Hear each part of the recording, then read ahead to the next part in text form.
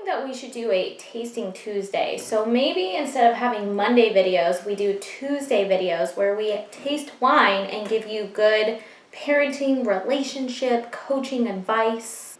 You have the best ideas. Thank you. Hello and welcome back to our channel. Today you have joined us for a Tasting Tuesday. So we've decided that every Tuesday we're going to make videos where not only we taste wine, review the wine, talk about wine subscriptions, talk about all the things, but we're also going to give you some good relationship advice. And what are we going to talk about today? Today is going to be about communication and helping understand priorities a little bit more. But first, before we get started on this, we need to unbox our Firstleaf Wine subscription box. So we're going to do that first. Then we're going to get back into the tasting, which today we are tasting this wine, which is a Quipster. It's a Merlot.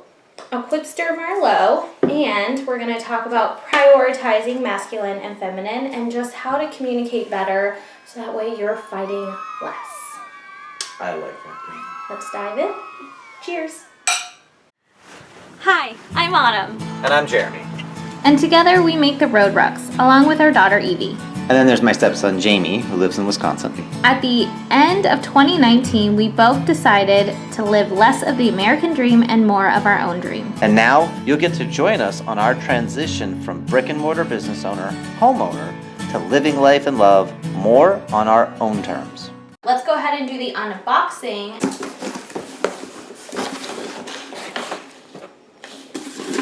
So already, as we're opening the box, we get a packet of like, hey, look, check this out, like data sheets and suggestions and profile information. So all these little wine data sheets actually pair up well with the wines that are actually in the box. And if we look at one, it tells us all about the wine, what it pairs well with, and also a little spot to leave our own tasting notes. Okay, so we have Rakes Point Murior. It's a Sauvignon. Next is the Greenwich Blanc. This is again a white. And then number next is a Merlot from California. Always like a nice Merlot. Second layer. Next we have the Watchful Maker. And this is a Cabernet Sauvignon. I like the label on this one.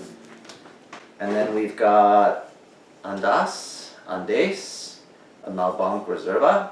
And then last but not least, we have the Vino Rosso. And this is a 2000. So obviously with any wine club, we went ahead and picked out 6 wines, which is technically half a case of wine.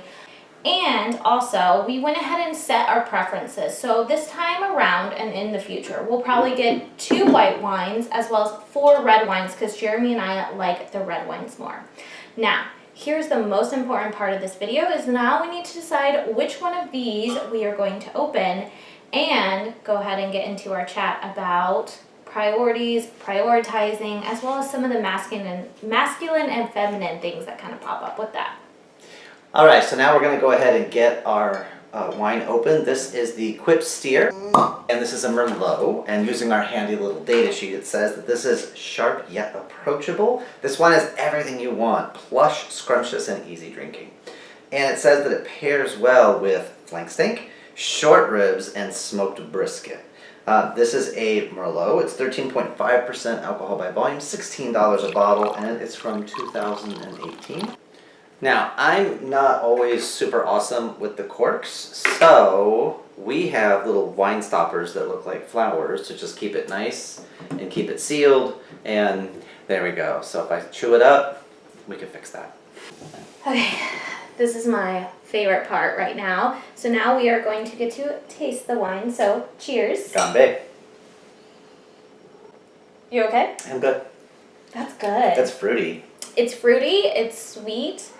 I like how much body it has into it. Mm-hmm. And it's interesting because in here it also says fruit. 3 out of 5. So yeah, it definitely does not taste like you're. Sometimes you get a red and it feels like you're drinking a piece of wood because it's like super something, right? This is nicely balanced. Very good. This is gorgeous. Gorgeous. Like my wife.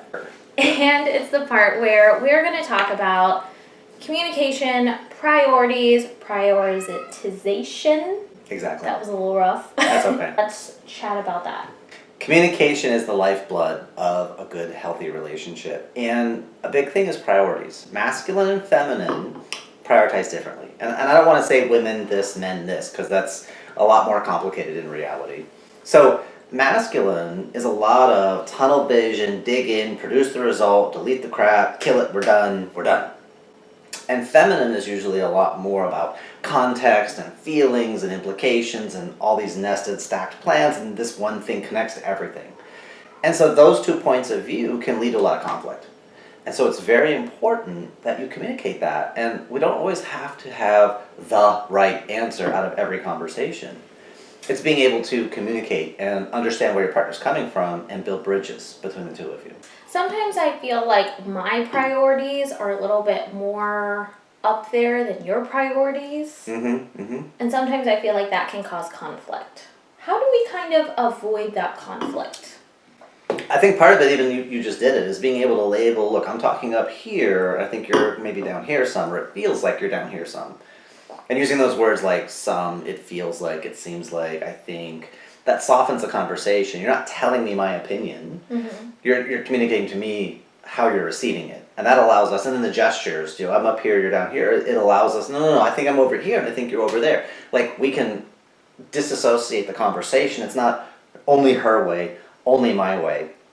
It's us as a couple. And so how do we get to our long-term outcome and long-term goals?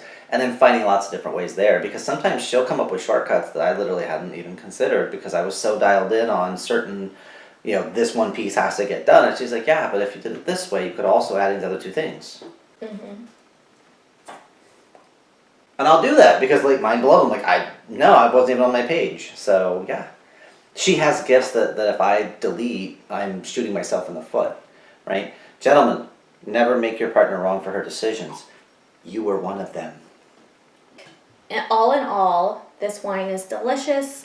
I think you are right about very many things. And I think that you guys all should try a box of Firstleaf wine. So I'm going to go ahead and leave our personal affiliate code in the description below to make sure that you get $10 off your first box of Firstleaf wine. And by you using that affiliate code, we also get free wine, It's which a win-win. we enjoy. It's a win-win. Fun fact also, Firstleaf wines are all 90% award-winning wines, so they don't hopefully taste like butt. So thanks for joining us for this Tasting Tuesday.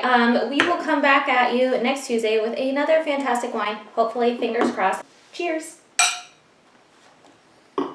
You gotta drink. Oh. Cheers. When the blind cat's about to jump up and see what's going on. He can't drink wine. I see his little nose going, and he's like, hey. I definitely think we should get this one again. And now I want to go make ribs. Merlin shark doo doo doo doo. And there he is. Merlin shark. He's in the shot. Merlin shark doo doo doo doo doo. Merlin shark. Smash the like button. Smash the like button, yeah. So here we are tasting wine, and there's Merlin. The blind cat always wants to see what's going on. He's actually not in the shot, so it's fine. I also wanted to tighten.